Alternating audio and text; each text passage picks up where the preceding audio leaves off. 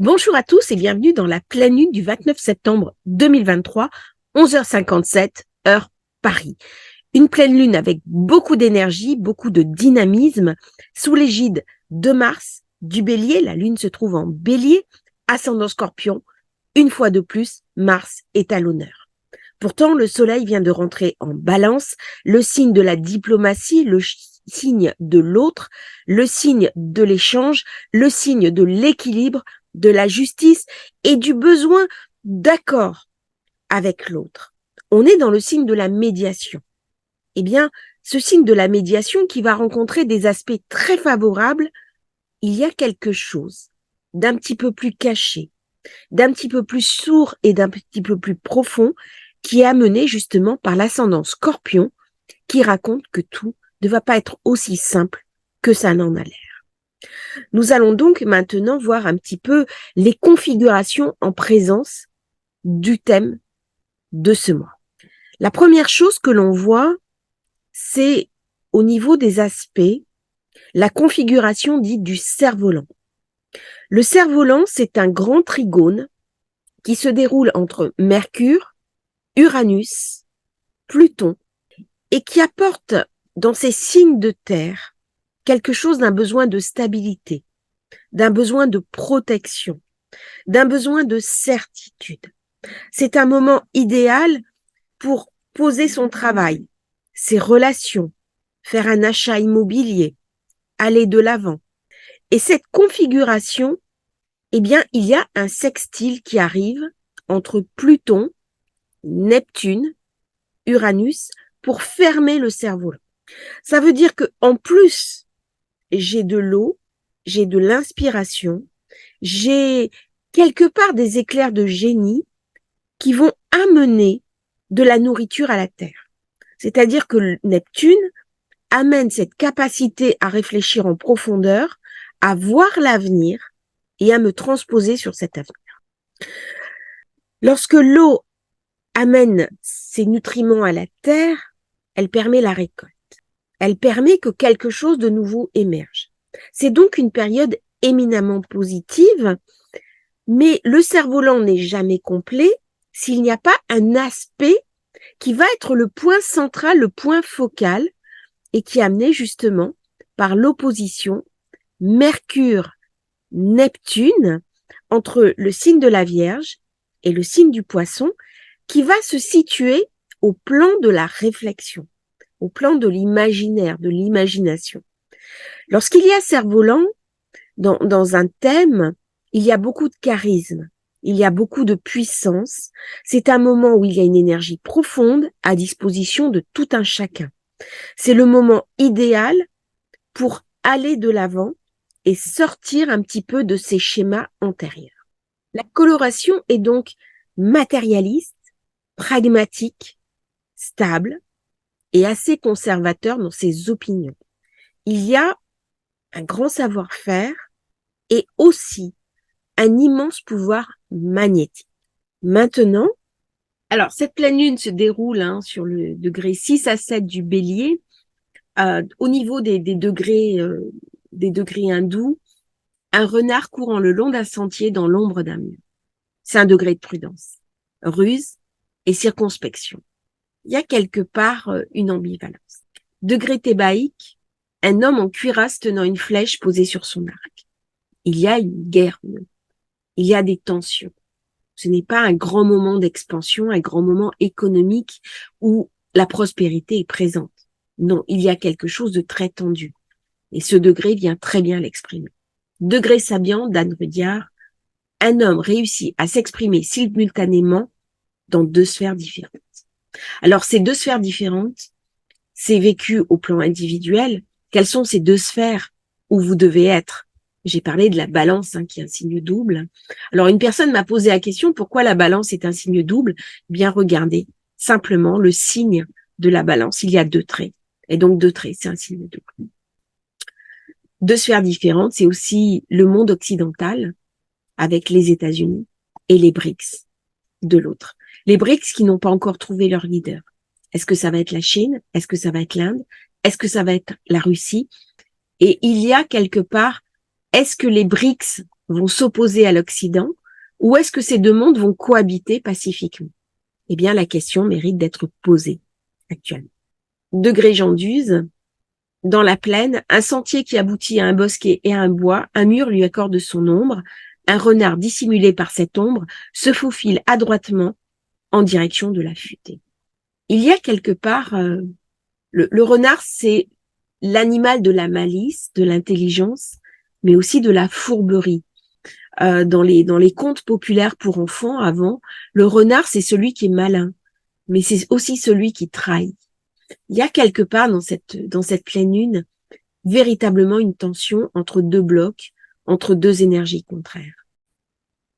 Dans le Scorpion, il y a toujours quelque chose d'une transformation, d'un tri, de qu'est-ce que je dois garder, qu'est-ce que je dois laisser aller. Le signe du Scorpion, c'est le deuxième signe de l'automne, donc juste après la Balance, on voit qu'il y a beaucoup d'énergie, parce que Balance, Soleil Balance, et juste après Scorpion, il y a énormément d'énergie. Mais le Scorpion, il invite au dépouillement. Il invite à aller au fond des choses. Et il dit, cette situation, elle peut pas continuer ainsi. Et donc, quand on a un ascendant Scorpion, on est invité à voir ce qui bloque, invité à regarder ce qui coince, sous peine d'explosion. Le Scorpion, il a 3 planètes. Il a Mars, Pluton, Uranus. C'est pas les plus faciles du zodiaque. Par contre, ce qu'il amène, c'est de la densité.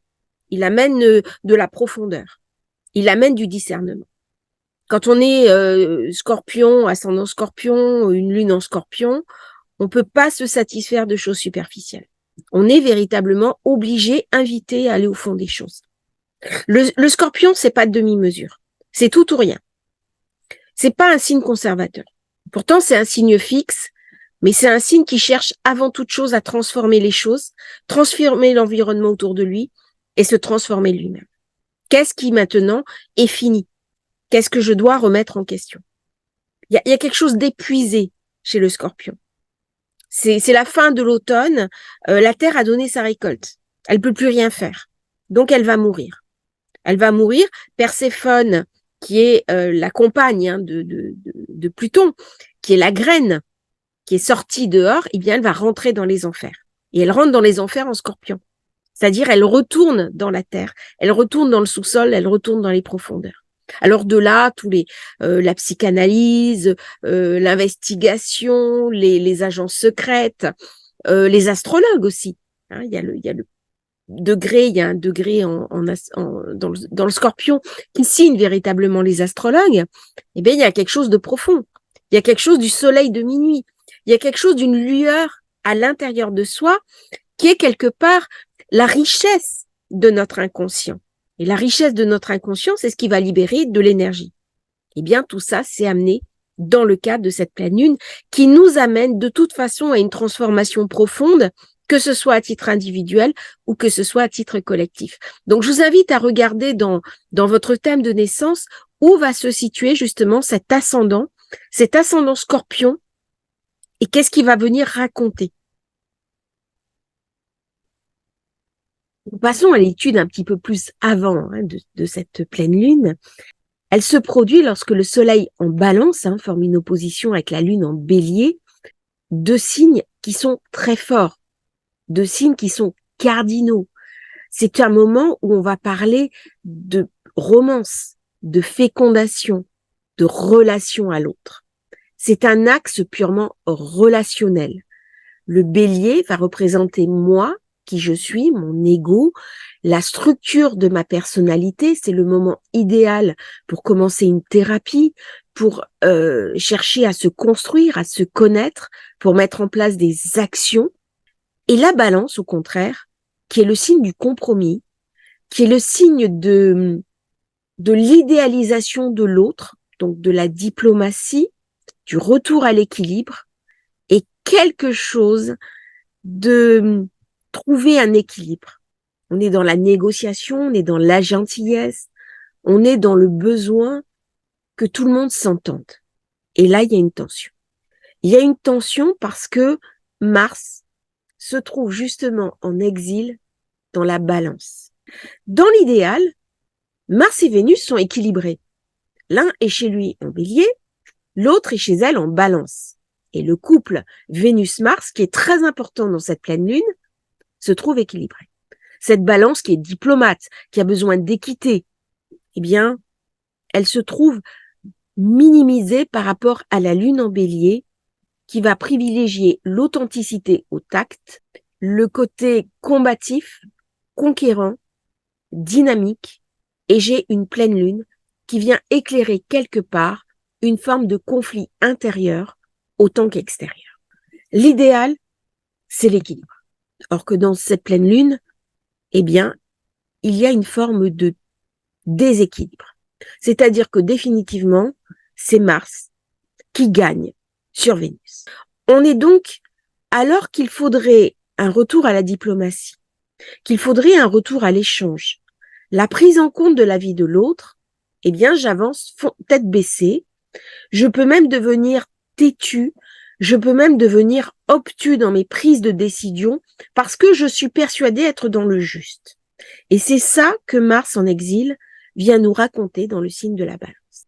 Et ce conflit entre moi et toi, entre nous et les autres, entre ce qui n'appartient pas au groupe traditionnel. Alors, en même temps, c'est un fort moment quand il y a des tensions comme ça entre Mars et Vénus, idéal pour rencontrer l'autre, pour s'émouvoir, pour avoir de nouvelles révélations émotionnelles, pour rencontrer son compagnon ou sa compagne. Parce que il y a toujours ce carré Vénus-Uranus qui amène beaucoup d'énergie, beaucoup de tension. Et lorsqu'il y a tension, il peut y avoir rencontre. Mais par contre, la Lune, elle fonce tête baissée. C'est donc un moment où il faut être prudent. Même s'il y a une grande protection, il y a quelque chose qui n'est pas forcément rationnel. Et cette lunaison nous amène à réfléchir à la manière dont nous voulons voir le monde évoluer, dont nous voulons voir notre relation, notre position évaluée. C'est donc un moment où nous avons du charisme, du leadership, nous avons capacité à initier des nouvelles choses, nous sommes courageux, déterminés, ingénieux, mais attention à ne pas trop en faire. Dans le couple Soleil-Lune, normalement, le Soleil est plus fort que la Lune. C'est l'astre du jour. Il est rayonnant. Sauf que lorsque la Lune est totalement pleine, elle est quelque part solarisée. Elle va donc rentrer en pleine puissance. Et elle est complètement renforcée par l'ascendant qui est Scorpion, par sa position en Bélier. On sait que, alors pourquoi ce renforcement? Le Scorpion, c'est deux planètes.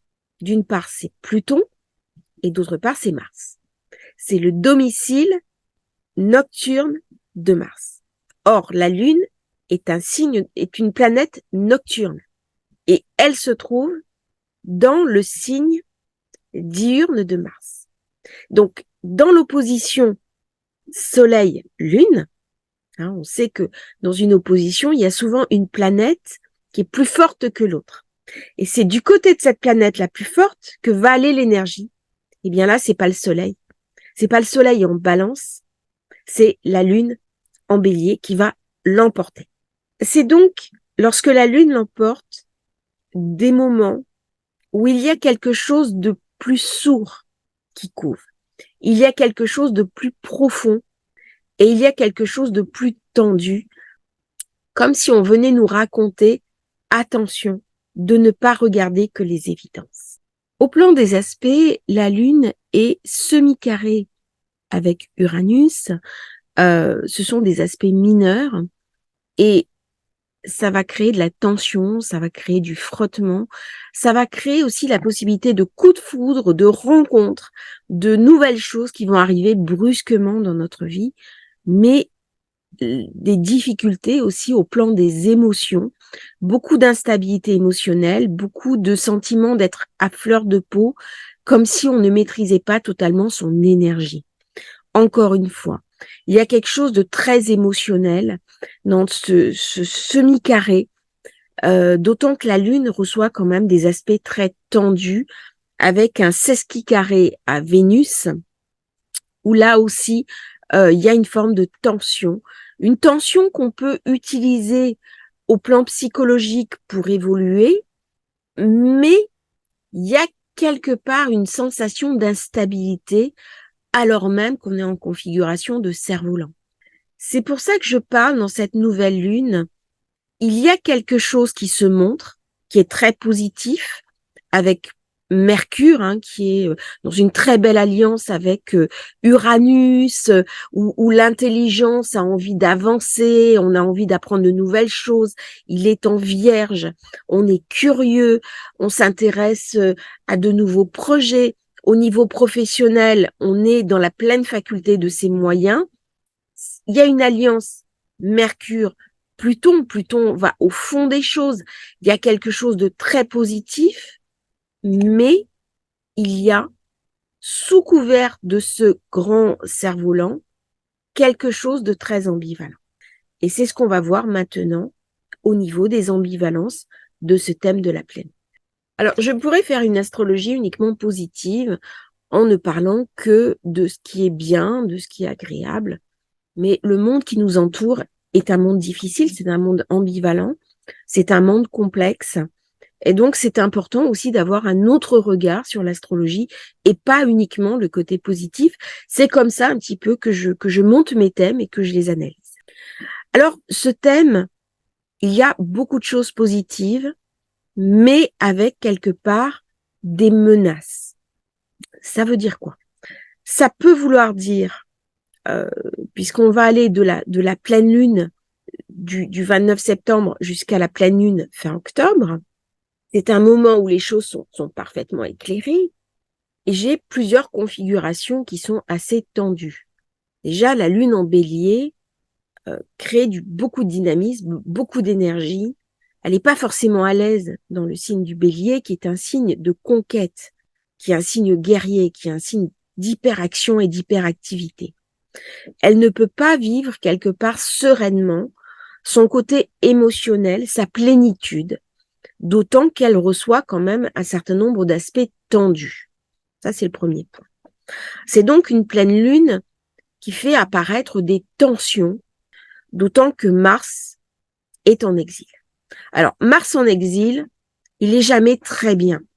Quand une planète est en exil, ça va donner, alors, soit la puissance de l'action dans la diplomatie, soit une difficulté à accepter l'autre et le regard de l'autre et la position de l'autre, c'est-à-dire moi j'ai raison, toi tu as tort. Si on tombe un petit peu dans la caricature. Et ce qui vient renforcer ce côté menace, ce côté un petit peu délicat de Mars en exil, c'est qu'on a Mars qui maintenant commence sa conjonction au nœud sud. Bon, je vous ferai une vidéo sur la conjonction Mars au nœud sud. C'est toujours un moment où il y a un certain nombre de risques, où il y a un certain nombre de dangers au niveau collectif. Pas forcément au niveau individuel, mais au niveau collectif, il y a des frictions, il y a des tensions lorsque Mars se trouve en conjonction, soit au nœud nord, soit au nœud sud. Et dans son exil en Balance, eh bien, il apparaît dans cette configuration de pleine lune tendue, voire même menaçante. Donc, c'est une configuration en maison 11. On est dans la maison des groupes. On est dans la maison du collectif. On est dans la maison des pays.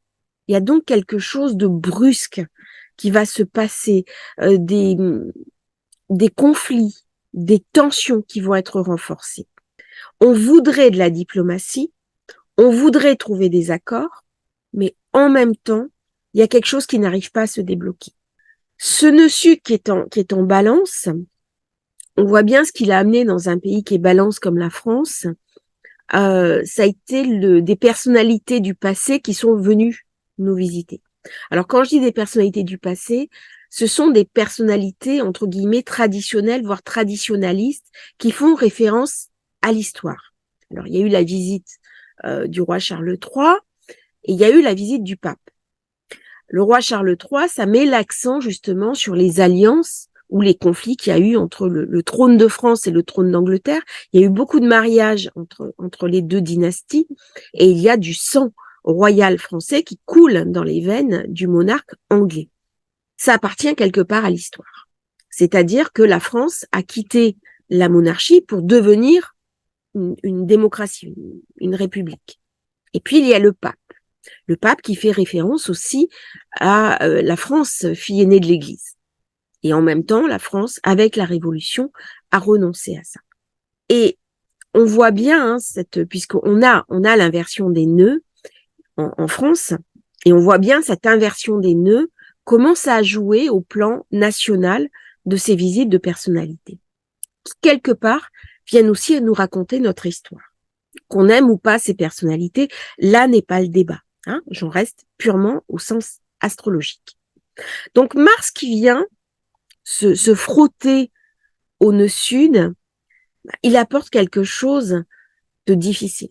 Mars, il y a le côté action, il y a le côté pulsion, il y a le côté non contrôlé, il y a le côté énergie, donc je vais recevoir énormément d'énergie du passé, je vais pouvoir mobiliser cette énergie du passé pour moi, je vais pouvoir recevoir une forme de tension qui va pouvoir se concrétiser dans ma vie de tous les jours. Alors ça peut donner au plan positif des nouvelles rencontres, des nouveaux amours, des nouveaux projets, le côté je fonce et je me poserai des questions après, mais ça peut amener quelque chose d'un peu plus menaçant. Le soleil, lui, est en balance. Alors le soleil, il est faible. Le soleil, lorsqu'il est faible, il n'aime pas beaucoup ça. Il n'aime pas beaucoup s'incliner devant la lune, d'autant que le thème démarre dans la journée. Donc, un moment où la lune n'est pas présente dans le ciel. Elle est de l'autre côté. Et donc, il y a quelque chose d'instable dans ce thème, de par le moment où va se passer la pleine lune. Et nous avons vu que c'est la lune qui est plus forte que le soleil. Donc déjà, il y a quelque chose au niveau solaire qui ne se passe pas bien. Il y a quelque chose qui est hésitant. Et il y a quelque chose qui a besoin de s'intérioriser toujours. Il y a quelque chose qui est, dans cette configuration Soleil-Neptune, un besoin d'en revenir à une forme de dépouillement, à une forme d'accession à plus grand que soi de la spiritualité. Il va se poser aussi la question du religieux et du retour en force du religieux. On l'a vu avec le pape, mais il se pourrait aussi qu'il y ait d'autres menaces, notamment des menaces en lien avec le religieux, durant tout le déroulé de cette pleine nuit. Il y a le passé qui nous rattrape. Qu'est-ce que je vais pouvoir faire de ce passé? Comment me prémunir des fantômes du passé? C'est aussi ça qu'il y a dans cette opposition Soleil-Neptune. Bien vécu, je vais vers une spiritualité qui est revisitée. Je vais vers une spiritualité qui m'élève. Mal vécu, eh bien, je retombe dans le gouffre, quelque part, du religieux, qui a créé aussi des inégalités, notamment hommes-femmes, qui a créé des inégalités entre les groupes élus et les groupes qui ne sont pas de ma confession, qui crée aussi des tensions, des frictions entre les différentes religions. Tout ça, c'est raconté par cette opposition Soleil-Neptune. D'autant qu'on arrive en octobre à la saison des éclipses. Alors, la saison des éclipses, c'est la saison où il va y avoir beaucoup d'énergie disponible, beaucoup de tensions aussi, et ce sont pour les anciens des périodes défavorables. Quand on a eu le passage de la comète, j'ai dit attention, pour les anciens, c'est un moment défavorable. On a vu ce qui s'est passé au niveau du Maroc, on a vu ce qui s'est passé au niveau de la Libye. Là, les éclipses, c'est des moments à être vigilants, notamment, il y a Pluton, qui est en maison 2, en Capricorne, et qui envoie un carré à Mars. Pluton qui domine l'ascendant. Le Scorpion, c'est la maison 8, c'est la maison des capitaux, c'est la maison des finances, c'est la maison de la spéculation, c'est aussi la maison de la mort, c'est aussi la maison de la transformation. C'est donc une pleine lune qui nous invite à changer, à modifier nos habitudes, à changer nos comportements et à regarder à l'intérieur de nous, notamment au niveau de nos racines, au niveau de nos origines. Pourquoi? Parce que Pluton se retrouve en 2, la maison de nos racines. C'est donc un moment idéal, encore une fois, pour faire du décodage familial, du transgénérationnel, aller gratter nos vies antérieures, faire des séances de régression vie antérieure pour nettoyer ce Pluton qui est toujours rétrograde. Pluton rétrograde, carré à Mars, vient renforcer malheureusement le côté un petit peu menaçant de Mars conjoint au nœud sud. C'est donc un moment, à certaines périodes, où il va falloir que je sois vigilant. Ça ne veut pas dire qu'il va falloir que je rentre dans la paranoïa. Attention, il y a bientôt une vidéo disponible sur ne faites pas un burn-out astrologique. Hein. Ne prenez pas tous les risques directement pour vous. Ça, c'est très important. Mais au niveau collectif, c'est le moment, lorsqu'il va y avoir vraiment cette conjonction exacte de Mars sur le nœud sud, à être un petit peu plus prudent, à limiter ses déplacements, à être un petit peu plus vigilant, ne peut-être pas aller dans la foule et prendre certaines précautions. Ça ne veut pas dire que quelque chose de dramatique va arriver, mais la potentialité du risque est toutefois présente. Donc, dans ce Pluton qui est en Capricorne, en maison 2, ça laisse quand même penser au niveau octobre qu'il va y avoir des tensions sur la bourse et sur les mouvements de capitaux. L'argent va mettre en valeur. Cérès se trouve en maison 12, en Scorpion. Cérès, c'est les grains, c'est la moisson, c'est la nourriture. Eh bien, il va y avoir aussi des tensions sur le grain et sur les exportations de graines. On voit les tensions qu'il y a en ce moment entre l'Ukraine et la Pologne, justement au niveau du grain. Et il va y avoir des accords secrets, il va y avoir des accords souterrains dont nous n'aurons pas toutes les informations.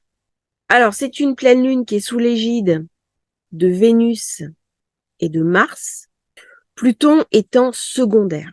C'est-à-dire, normalement, Pluton, c'est le Scorpion, mais là, Mars est tellement fort, il domine la Lune, que c'est Mars qui gagne, c'est Mars qui l'emporte. Mars, qui a un très beau quinconce avec Uranus. Alors, si le quinconce uranien est très bien vécu, il peut amener des choses fantastiques. C'est-à-dire qu'il peut ramener l'équilibre. Il peut limiter les risques, il peut contrôler la situation, c'est-à-dire qu'on est parfaitement conscient des risques. Et il peut éviter le pire. Donc, ce quinconce Mars-Uranus apparaît avec le cerf-volant comme très protecteur. C'est à mon avis, dans cette pleine lune, un aspect majeur, un aspect d'équilibre. Au départ, le quinconce, c'est un aspect qui est difficile à comprendre parce qu'il demande la mise en accord de deux forces antagonistes. Ça veut dire peut-être une obligation pour nous de parler à des services secrets étrangers avec lesquels nous n'avons pas l'habitude de parler. Peut-être recevoir des informations de personnes dont nous n'avons pas l'habitude de recevoir l'information. Là, je parle au niveau national, au niveau global, au niveau individuel. C'est aussi quelle va être ma capacité à prendre conseil, quelle va être ma capacité intérieure à me réévaluer, quelle va être pour moi la capacité à changer de manière positive. Si je sais que je n'ai pas tous les éléments pour répondre favorablement à la situation, que je risque de m'emballer, je peux par Uranus contrôler ma stabilité en revenir à Vénus. Vénus qui est le point d'équilibre. Par contre, Vénus, elle est fragile. Vénus, d'une part, elle est carrée à Uranus. Ça veut dire que c'est une Vénus qui est un petit peu folle, un peu tête en l'air, qui manque de pragmatisme, c'est tout ou rien. Et en plus, elle est opposée à son maître naturel, qui est Saturne. Vénus, Saturne, les deux maîtres de la balance, Saturne étant rétrograde et Saturne qui se dirige sur le 0 degré du Poisson. Il y a donc là, alors que Saturne est normalement très stable, que c'est le pilier, que c'est ce qui va stabiliser tout ça, eh bien, il y a là encore une fois de l'instabilité. Comme si quelque chose s'effritait, comme si quelque chose s'émoussait, et ça peut donner, dans le contexte le plus poussé, une certaine forme de défiance vis-à-vis des institutions. Alors que les institutions sont là pour me protéger, alors que les institutions sont là pour dire le droit, rendre justice, il y a quelque chose du juste quelque chose de la justice qui ne va pas être rendu. Il y a donc une forme d'effritement, de perte de confiance dans les institutions. Dans la justice, d'une part, mais aussi dans les institutions profondes de mon propre pays. Il va donc y avoir une forme de défiance au niveau global des peuples vis-à-vis de leurs dirigeants. Et c'est un moment qui, pour toutes les personnes qui sont dans les gouvernements, qui est dangereux. Dangereux parce que il y a une érosion de la confiance, de la fiducie. Le fidus, c'est la confiance. Et il y a perte de confiance. Ça veut dire que s'il y a perte de confiance, il n'y a pas d'investissement. Il n'y a pas de projection dans l'avenir. L'immobilier se bloque. Il y a donc une crise immobilière qui est sous-jacente, qui va commencer à se révéler. Il y a une perte de défiance. Donc, il y a un sentiment de désespoir. On fait moins d'enfants parce qu'on est dans la crise. On a plus de mal à se projeter sur l'avenir. Et on est quelque part dans l'attente d'un rééquilibrage. Alors, c'est une pleine lune qui est individuelle, pour ne pas dire individualiste, voire même matérialiste. C'est-à-dire que j'ai besoin d'en revenir à l'essentiel, j'ai besoin d'en revenir au pragmatique. Quelque part, je suis touchée par mon environnement, mais pas tant que ça. Par contre, la grande question, c'est moi et ma famille autour de moi, mais essentiellement, comment est-ce que je vais faire dans les semaines qui viennent, dans les mois qui viennent, pour revenir à un équilibre, et en particulier un équilibre financier. Donc, c'est une pleine lune qui est passionnante, qui va nous amener à nous transformer, à nous modifier, à trouver des solutions. Le Scorpion amène toujours beaucoup de force, beaucoup de puissance. Et lorsqu'on est en situation de crise, tout ce qui est du domaine de Pluton amène des certitudes, amène de la puissance, amène de la capacité à se transformer. Il y a beaucoup d'énergie avec la figure du cerf-volant, mais on l'a vu, il y a quelque chose à dépasser. Pour finir, on va bientôt être dans l'alliance entre le nœud nord et Chiron. Eh bien, ça va nous amener aussi à poser la question de nos blessures profondes, de nos traumas profonds, que ce soit à titre individuel ou à titre collectif.